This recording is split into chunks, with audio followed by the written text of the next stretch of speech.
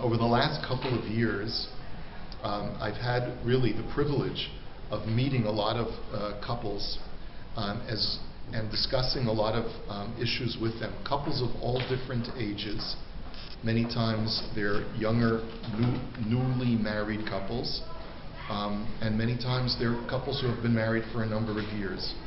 And I've discovered over the course of time that sometimes there are challenges and difficulties that couples experience in their marriage. And sometimes because we live in a very tight-knit community, a very traditional community, there are couples who don't realize that there are opportunities for improvement. There are opportunities for getting help in making certain improvements to one's marriage. And no one should feel that if they feel that there are areas that they can improve in, that they should feel that they're trapped or can't find opportunities and resources to help them improve. And unfortunately, even in our very traditional insular community, there has been a tendency more and more towards couples thinking about and actually acting on divorce. It's been increasing in its rate even in the most orthodox communities. And sometimes it is such a gratuitous thing to do to get divorced when you look at a couple and say, if only they had learned to communicate a little bit better, if only they had learned certain techniques that can easily be implemented in a relationship, this marriage could be saved or could have been saved, depending upon when you're looking at the scenario. And that's why I felt it was just so important for us to attempt to at least open the conversation and do a series with some people who I have tremendous respect and regard for in their professional capacity as well as their personal capacity, Dr. Mark and Dr. Linda Saffer, who, as you'll learn about, are not only psychiatrists but take a very holistic approach in their psychotherapy and the practice that they perform. And I'll just leave you with the Devar Torah and let the Saffers take over. In this week's Parsha, we learn a lot about marriage. There's a lot of Divrei Torah that one can draw about marriage because, of course, there's a lot to say about marriage. Of course, this is the Parsha when Avraham sends his servant Eliezer to find a wife for his son Yitzchak, and eventually finds Rivka. And you notice, you can learn about how to look for the proper mate, what characteristics you want to be able to look for, which is exactly what we learned from Eliezer. We also learned that Avraham didn't want to live alone anymore after his wife Sarah dies. So after finding a wife for his son, what's the very next thing that he does? Vayosef Avraham vayikach isha u'shma keturah. Avraham gets remarried because Avraham, even at an advanced age, recognizes that people need relationships, people need love. But one of the most poignant psukim that you can learn about marriage is this pasuk where Yitzchak and Rivka finally meet for the first time out in the field, and it says, "Vayevi'eha Yitzchak ha'ohel Sarah imo," that Yitzchak brings Rivka into the tent of his mother Sarah.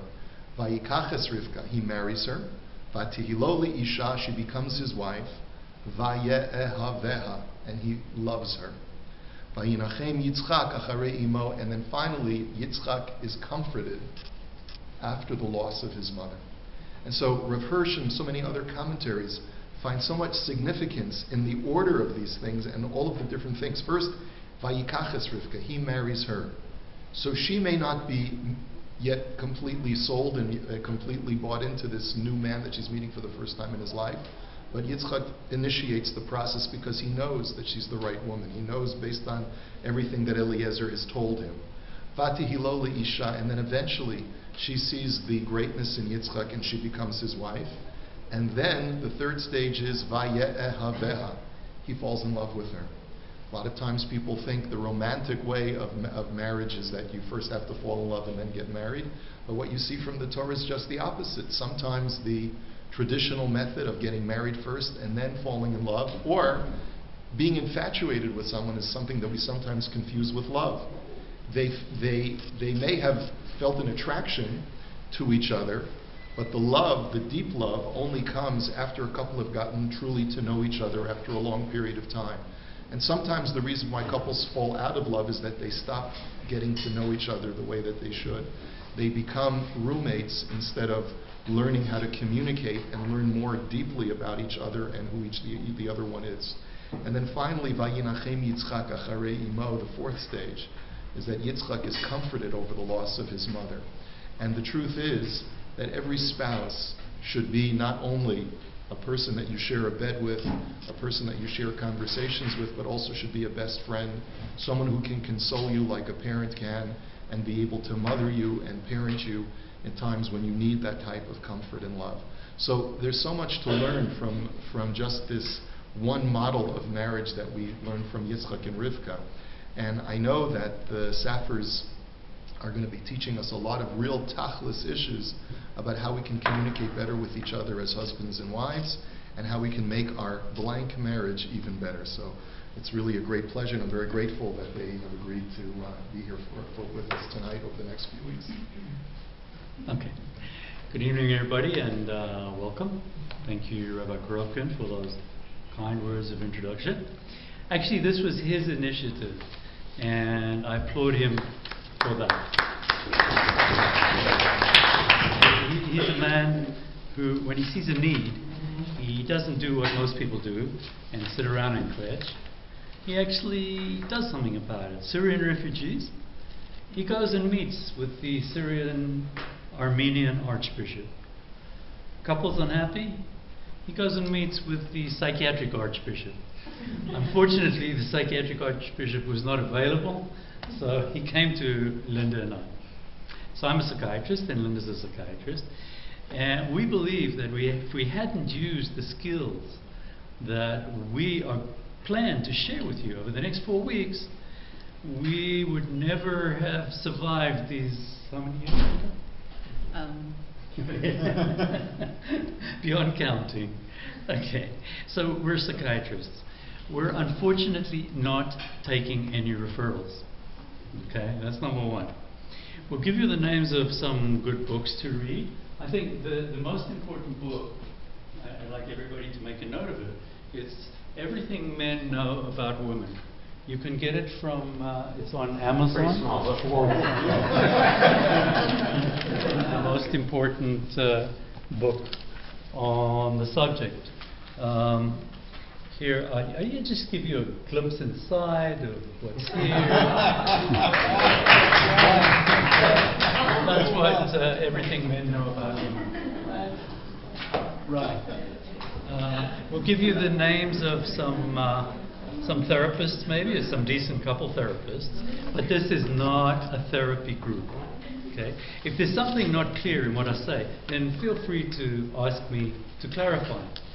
But if you say, can I ask you about those, we've got some friends who, we know you're talking about you, and we're going to ask you for your OHIP number.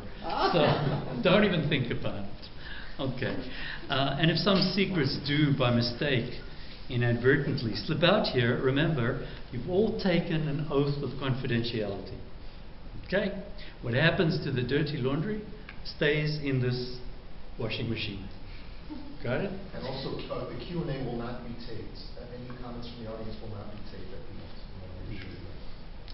A few other rules. Also, the audience will not be filmed in any of the experiential exercises. And a few other rules. If anybody gets divorced because of anything the three of us have said here, you cannot sue us. Okay? We've got great liability insurance.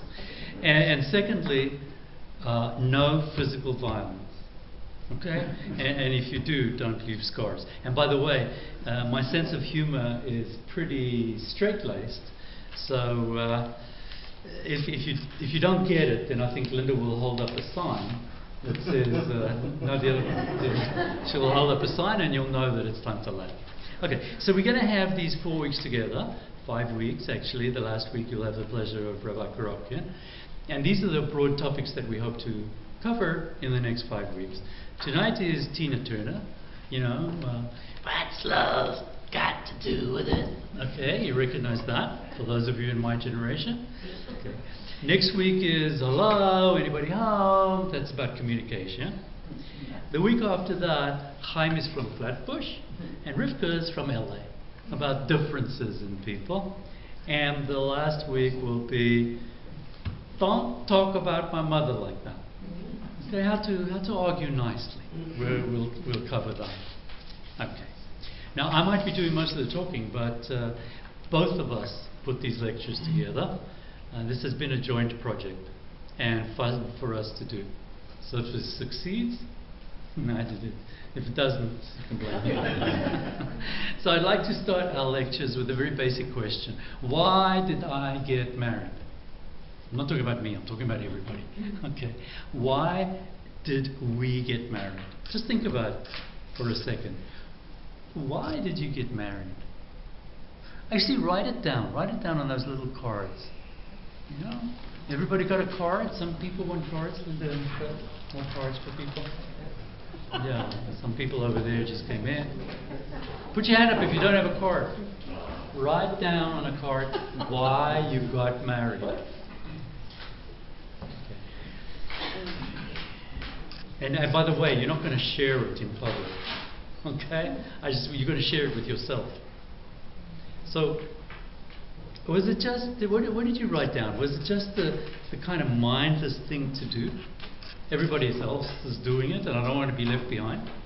Or because my parents told me, it's time for a shidduch? Okay. Because I was going bananas from these hormones who are driving me bananas, and this makes it kosher and it makes it legal and it makes it possible. Maybe that's why I got married. Why? What are we looking for? I think, Rabbi, I don't know how many people wrote down, because I wanted a companion to share my life with. I think Rabbi Korobkin alluded to that in his introduction. Okay, I think most of us, deep down inside, are looking for a bond, a close, intimate, long-lasting bond. Somebody we can share our lives with. Another human being who's a safe haven, a port in a storm, and a source of comfort to us. Let's use the word attachment. Okay, that's a word you're going to hear from me a lot over the weeks. So every human being, most human beings, need this attachment. And doesn't just apply to the bond between humans, it also applies to the bond between animals. Animals also want attachment. You've seen even a pet dog and a pet cat who are the best of friends. They're looking for the attachment. So most people want this attachment with another human being. And friends, that is behind most marriages, that need for attachment. And if it's not, what I hope to do here tonight is to convince you that it's the best reason to get married and the best reason to stay married. Attachment. Now, the healthiest people we know, I'm talking about psychologically healthy, not physically healthy.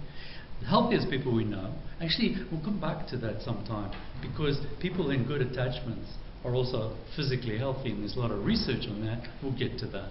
So the healthiest people we know are people who've had what we call a secure source, a secure sense of attachment, as opposed to insecure attachment. How did they get there? Well, if you look at the first 18 months of kids' lives, that's a very, very critical period. They had a mother. It's usually the mother. But it could be a father, a grandparent, any caregiver who was there, sensitive to their needs, to answer when they needed something, of food, a diaper change, if they were in pain, as well as somebody who actually responded to their smiles, to their laughs, someone who was attuned to them. The first 18 months is really critical, but that need extends all people's lives. So what happens if there's no consistent attachment, like what I described? If there's a depressed mother, or somebody who's important goes off and dies, or there's a divorce. Well, at the one extreme, you know what happened to the kids lying in those rows of beds in the Romanian orphanages. They died. They actually shriveled away and died from a lack of being held for months. Okay? Well, I don't remember what the figure is, if it's a year or whatever, but when nobody touched them for such a long time, they died. For most of us, thank God it's not that extreme, but many of us suffer from that attachment insecurity. Remember that term, attachment insecurity. Okay? If you can quote it, you'll be an expert in psychology and everybody will think you're a maven. And how do we get that? What are the results of that attachment insecurity? Well, we become very fearful of getting close to somebody in case we get hurt again by that person leaving. Or we bury the attachment, the need for attachment, so deep down, so the marriage becomes like two strangers in the house. Or we become frantic. Some other people become frantic in their need for attachment and clinging. Of course, the trouble happens when two people who have two different attachment styles come together. We're going to talk about that. So let's assume that in this room, everyone wants and needs to be attached to someone. You may have gotten married for other reasons, but it seems to me, even if there were other reasons that you originally got married for, in most good marriages, it comes down to this. Why do I want to be married? Because I want to be close to someone, to be connected to somebody, to have an attachment to someone, to have a companion in the world, in a close, intimate, long-lasting bond that's a source of comfort and a safe haven. That's the best reason to get married. Life is absurd. I'm sure you agree with me. And Martin Buber put it beautifully. He said, the world is not comprehensible. Forget about it. But it is embraceable. It's embraceable through the embracing of one of the beings in the world. That's what he said. That's his answer to life being absurd. So I asked you the question, why did you get married in the first place? And now, why do you want to make your marriage better? Which I assume is the reason why you're here tonight. And lastly, why am I using the word why so often? That's a joke. Where's this? Thank you. Okay. So I'll tell you why. Okay. Because if you look at success and you look at less success or more success, this is one way of looking at it. I haven't used this yet, and I assume it's going to write nicely. Let's see. Why? There's a how. And a what. I don't know how many people have seen this. It usually applies to business. That's where the idea started with. And if you look at it, when you start from the outside with a what, and you work your way in, you may be successful. But if you start from the inside, from the why, and you work your way out to the what, there's much more chance that you'll be successful. This is an idea that started with business, with advertising, but it works in many other areas. Let me give you, I think, the best example that I can think of, and that's, say, davening. Okay? Kids are taught to daven. They're taught the what of davening. When to say it, how to say it when you say it. We start out here and we work our way in to the how. Do we ever get to the why? Maybe. But very often it gets lost. What would happen if I started with a why here in davening? Why do I daven? The best why that I know for me is because I want to get closer to God. That's my why. Then how can I daven in a way that I can achieve the why? How can I daven in a way that helps me achieve my why, get closer to God? You see, if you start with the why and you keep the why in mind, the rest becomes much more meaningful and more chance that I'm going to stay on track. Now, let's use the same concept of this that we use for davening for marriage. The why in davening, as we said, is I want to get closer to God. The why in a good marriage is because I want to get closer to my partner in life. That's why. I want that attachment, that bond. And if I keep in mind the why, the how becomes much, much more easy. Why on earth would I insult my wife if I want to get closer to her? Why would I hurt my husband if all I want is to get closer to him? It doesn't make sense. It doesn't make sense. Actually, it does make sense. It does make sense. Because when I'm angry, it's because something has threatened the bond. Something has threatened my attachment, and then I get angry. And that's most of anger. And we're going to talk about that as we go along. So you can buy all the books about what in marriage, what you have to do to make your marriage work. And you can go to all the workshops, and you can learn all the hows. But it doesn't help as much as if you start off by facing the question, why? Why do I want it to work? And keep that why in mind while Linda and I give you some hows about how to make it work. Tonight we'll give you 4 hows. And in the weeks that follow, we'll give you more. And as we give you these hows, remember that if you walk into Indigo or you go online and you look for a book on how to improve your marriage, how many will you find? Hundreds. Okay. How come there's not one book? Same as child rearing. How come there's not one book? Because there's many ways. And there's many things that some people resonate with and other people. So we might be going through a good few hows in the next few weeks. But remember, find something that resonates for you and run with that one. Can I just ask? Yeah. There has to be space in relationships.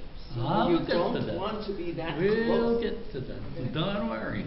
Because it's Of course, of course. So, how number 1, okay? A marriage is not 50-50. Got it? Forget about it being 50-50. A marriage is 70-30. Okay. You look at good marriages and you see that if I love you, I want the best for you.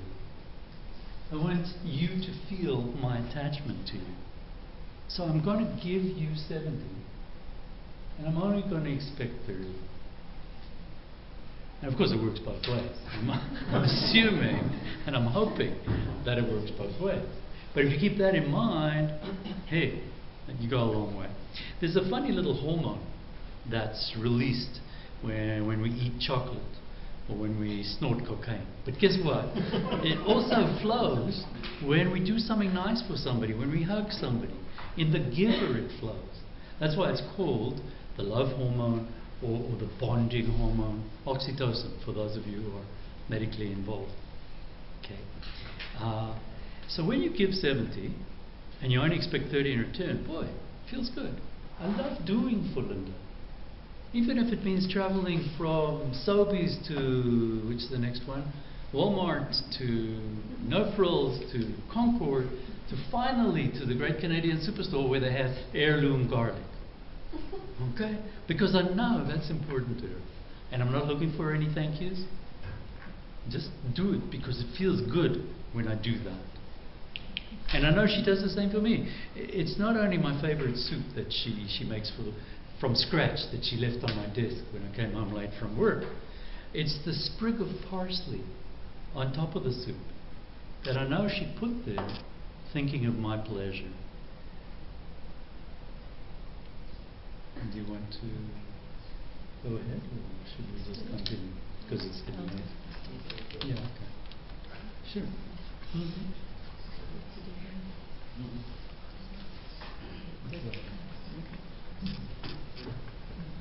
So at this stage we're going to do a little experiential exercise. Those who haven't got cards and pens yet, I think a few people are smart.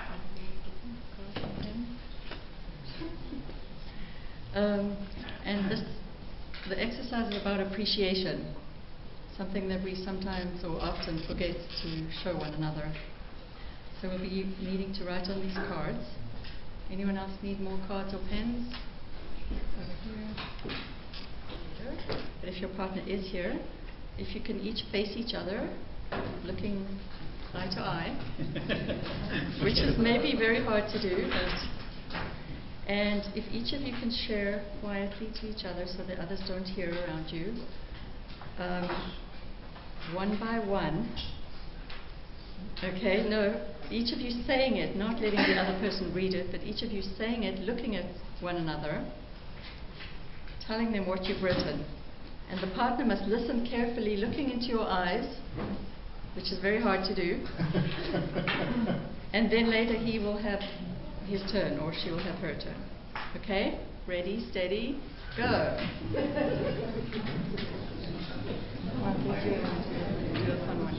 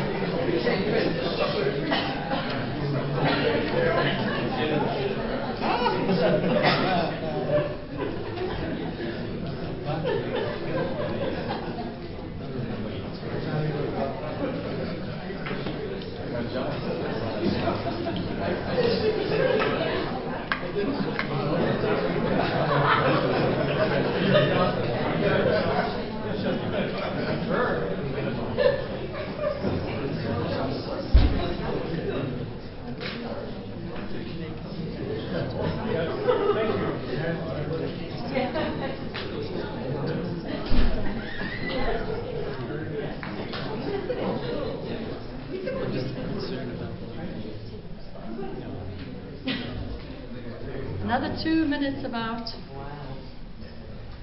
if anyone needs.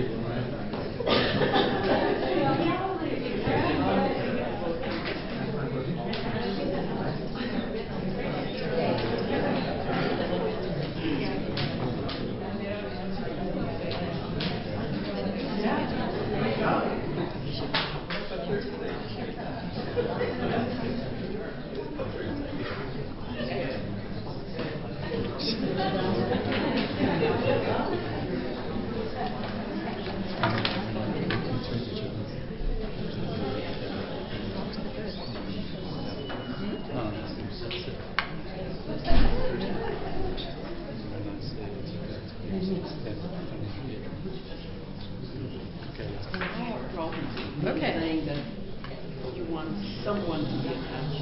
Wait. Okay, all done. We're not going to ask you to share with any of us, so next time, stay tuned, there'll be more experiential exercises. Okay, that's it for now. Okay, good. That was fun. Sounded like fun. And is the camera on? Good, okay. So, for how number 2. How number 2, let's seek the wisdom of the Far East in our fortune cookie. What's the love song?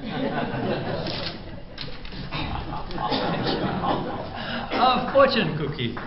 Okay, let's see what the fortune cookie says. Okay. Confucius said, be the best you can at whatever you do. Good. Anybody want some? It's kosher. You know what? I went to Cynthia's there, and I said, "Can I just have one fortune cookie for the show that I'm doing?" She said, "Here." And then Linda said, "You can't bring a non-kosher fortune cookie into the shul." So I went to the kosher shop to get a kosher cookie, fortune cookie, from Golden Chopsticks, and we found out that they're both kosher. They come from the same bakery. So there you go. So what does Confucius mean? I'm sure he didn't say it in that accent because he lived, I don't know what accent he had. He lived about 600 years before the Common Era. But he said, if you're a worker, be the best worker you can be. And if you're a wife, then be the best wife you can be. And if you're a husband, be the best husband that you can be. He said we all have these social roles, and we should be the best that we can be in those roles. And if you're not sure how to do it, then look around among your friends or wherever and find somebody that really embodies what the best of that person is. The best husband you know, or the best wife you know. That's your exemplar. And try to follow them. Try to do what they are doing. Okay. That it also occurs in Chassidut. I won't go into it, but it's there as well. About the guy who learned how his rabbi tied his shoelaces. But this is the idea. That's what Confucius said, and it's a great how. Let's see how number 3. How number 3 says, do you see your spouse as someone who's out there to satisfy your needs? Answer that question to yourself right now. Who is your spouse? Someone to satisfy your needs? Okay. And if he or she doesn't, then do you try your hardest to convince them to be who you want them to be, to change them, or to force them with money, or by sulking, or by shaming them, or guilting them, or chas v'chalila, by hitting them, to become what you want them to be? Then your problem, my friends, is that you're treating your spouse as an object, not as a person. Like your home is an object that you can make it be what you want it to be. You can change things in it. So you try to make your spouse into what you want it to be. Okay, Martin Buber called this the I-it.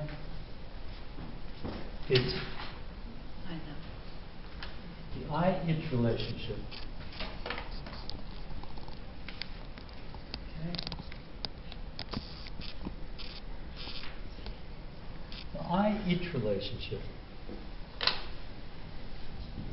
where you, the I, are the subject, and your spouse, the it, is an object. You see the other person not as a person with no mind of their own, no feelings of their own, no feelings worth considering, an object, a thing. And the other kind of relationship for Martin Buber is the I-thou relationship. It's nice, it's in pink, it's low. That's the I-thou relationship. Okay. The I-thou relationship is where the other is also a subject. Remember, in this one, there's I, the subject, and it, the object. In this one, there's a subject and also a subject. There are two subjects. They are separate, but they're connected with a hyphen. That hyphen, this is to answer your question, the hyphen between them is so important.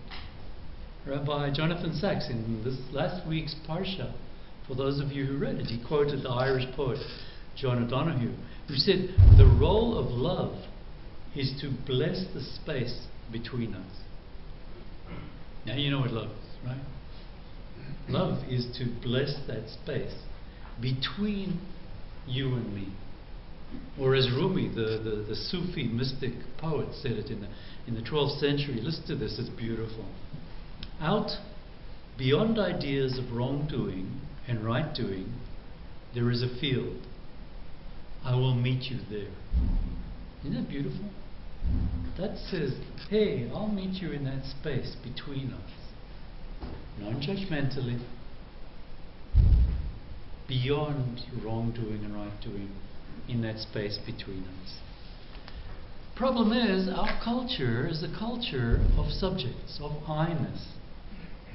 The iPhone, the iPad, a narcissistic culture. If you want many examples of the narcissistic culture, you'll find them in Christopher Lash's 1979 great book, The Culture of Narcissism. I think Rabbi Korobkin has quoted it from his pulpit. In today's culture, we're only chasing after objects. Objects that money can buy.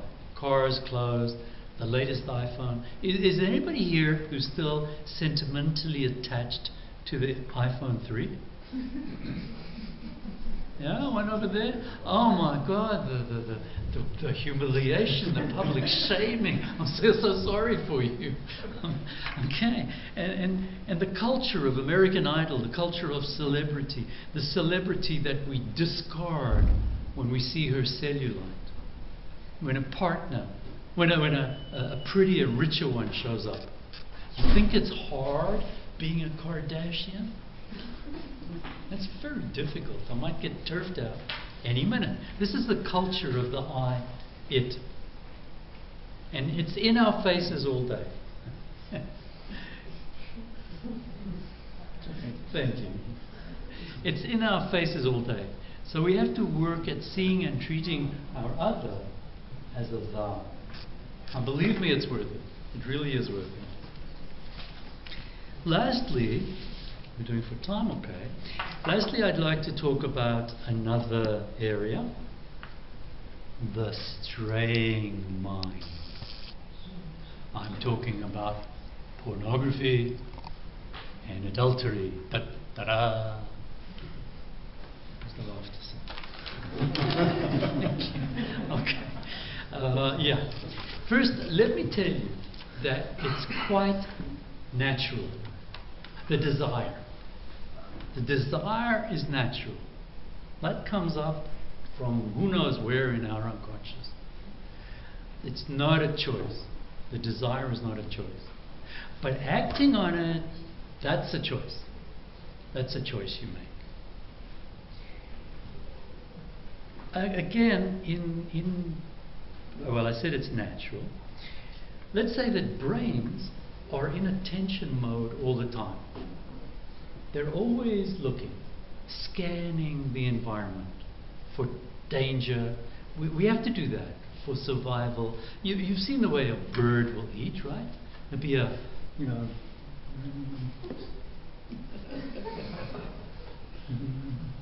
or a squirrel, the same thing.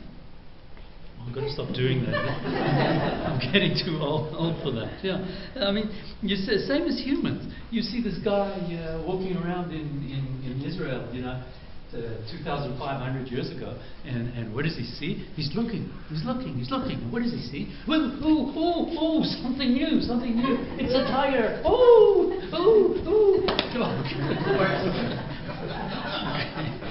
So it's for survival that we do that.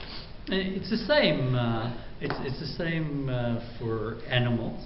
We see that you put something new or exciting, different, just different, next to your dog or your cat or your kid, and they'll investigate with curiosity because they're looking for that novelty. Now, purveyors of internet porn, they know that. They're going after that part of your brain that wants novelty. That's how guys, and it's usually guys, get addicted to pornography. Because, you look at a picture on the computer, after a few seconds you get bored, you want some novelty, and all you have to do is touch the mouse, and you get a new one. And so it goes. We can be with the best partner in the world, but for many guys it doesn't help. So if we look at it here in this schema, okay, the why in pornography is novelty. We can't help it. It's built in. We're always looking for it. Same thing in affairs. The why in many cases of affairs is novelty. I'm bored. I'm seeking something new. I'm seeking something different. Noel Biederman knew that very well when he founded Ashley Madison. Nice Jewish boy. I'd just like to ask him one question. Your mama knows what you do for a living. So if it's natural to seek novelty, then why is it not such a good idea to seek novelty in pornography and in adultery? Now I'll tell you. Okay. Number one, in pornography, first of all, for many people, it becomes addicting. You spend more and more time on it. Time at the cost of your wife, your family, your work. How do we define addiction these days? Anything that brings down the quality of your life. And if that's happening, sure, the quality of your life is reduced. And second of all, the other reason why pornography is not such a good idea, if you looked at many, many videos, seeing women of every shape and size doing all kinds of acrobatics, you develop a kind of preference. And tell me, what are the chances of your wife matching up, looking anywhere near or acting like that object on the screen that you're infatuated with? Hell no. Hell no. And the wife? If the woman looks at porn, what she sees? 6-packs, right? And then she's got to get into bed with a 12-pack. Or even a keg. Right?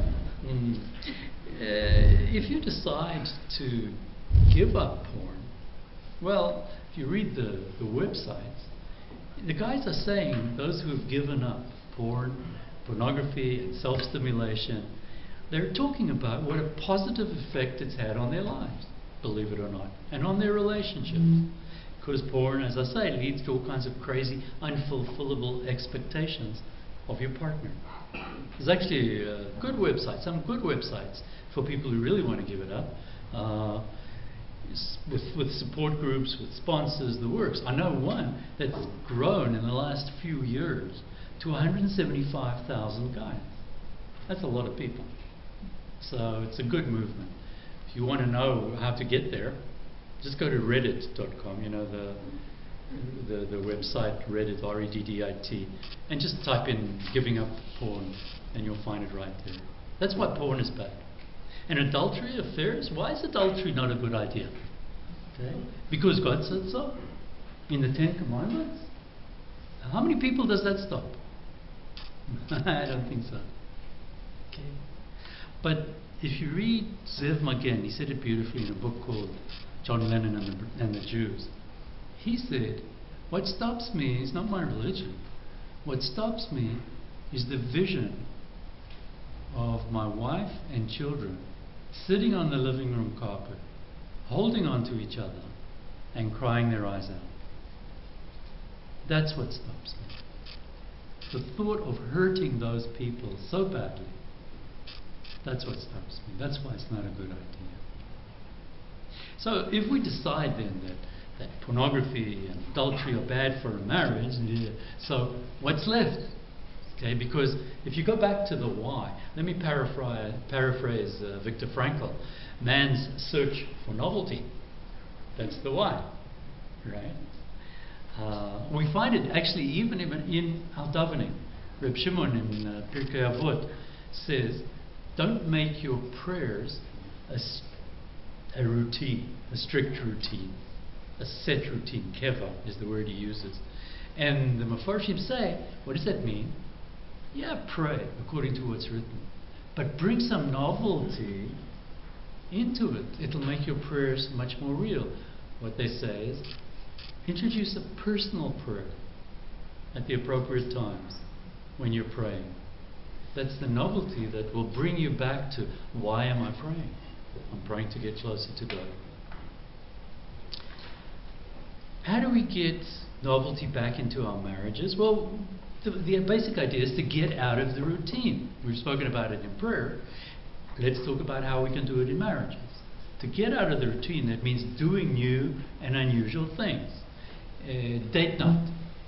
And I'm not talking, I hope there are no restaurateurs here tonight, because I'm not talking about yet another dinner in Chadar Ochel that they call a kosher restaurant in Toronto.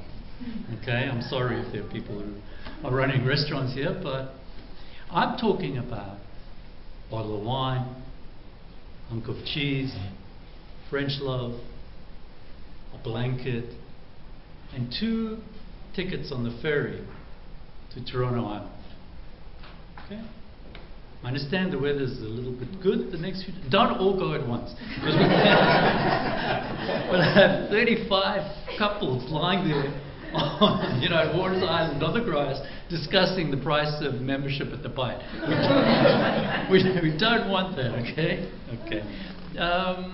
Mini golf in the dark, $21 a couple. And I don't get a kickback from them. I understand. Where is it here? I understand if nobody reads. I understand if nobody wants to read the Toronto Star. But Thursday? Hey, Thursday night, what's on? Look, concerts, stage, visual arts, events, it all works. How many people here have been through the Garden Gate? How many people? One person. My daughter. How many people have been through the Garden Gate? Garden Gate is magnificent. We'll give you a list later if you want to stay back and talk, but I'll just give you a small example. The Garden Gate is the Botanical Society of Toronto that once a year opens up 20 different gardens in a suburb. The best gardens in the most beautiful houses. You don't go into the houses, you see the gardens. To see these gardens on the side of the Humber River, wow! What a date. Okay, what a date. Yeah. And Open Doors Toronto, that's more common. People have been to Open Doors Toronto, one person. What's the matter with you guys? You need novelty in your relationships. Okay? And it's even halachically okay to you want to introduce, it's halachically okay. If you want to introduce some fun in the bedroom, it's really it's really not. Okay, enough. As long as nobody gets hurt. It is. So another kind of novelty. This is on a much deeper level. How many people have been to a mindfulness workshop? Oh, a few. Good. Excellent. Mindfulness workshop. Mindfulness. Okay. And how many people who've been to a mindfulness workshop have done the raisin thing? 1, 2, 3, 4, 5. Okay. So, first of all, let me define mindfulness for everybody who hasn't been to a mindfulness workshop. Mindfulness is, simply put, paying attention on purpose, 4 things. Paying attention on purpose in this moment, non-judgmentally. Right?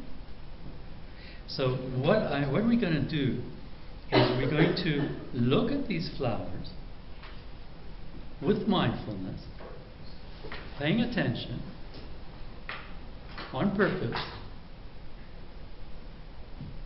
in this moment, non-judgmentally. And we're going to look at them with what the Buddhists call, there's a concept in Buddhism, Shoshin, that's called a beginner's mind, which means looking at it as if you come from outer space and you've never seen a thing like this before in your life. And you're looking at it with openness, with eagerness, And with awesomeness. and awesomeness. And no preconceptions. Okay. So do that. Do that with the flower. You're looking at it as if you've never seen this thing in your life, and you're noticing the petals, the shape of the petals, the color of the petals,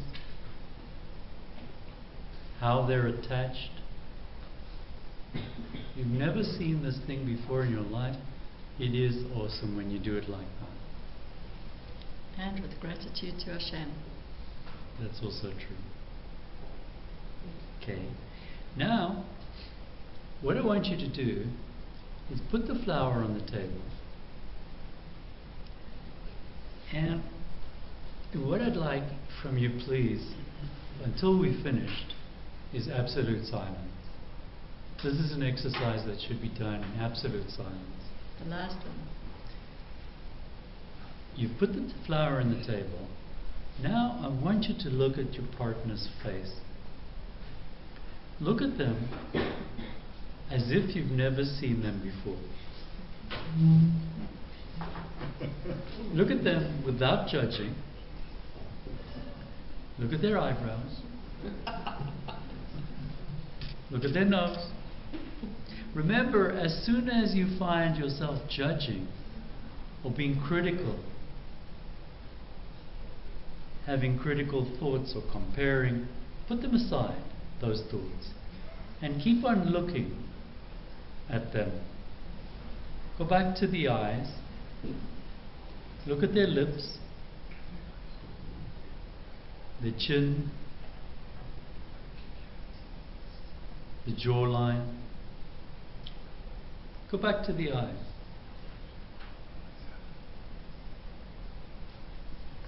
The iris, the colors in their eyes.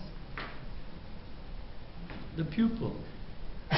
Look inside the pupil.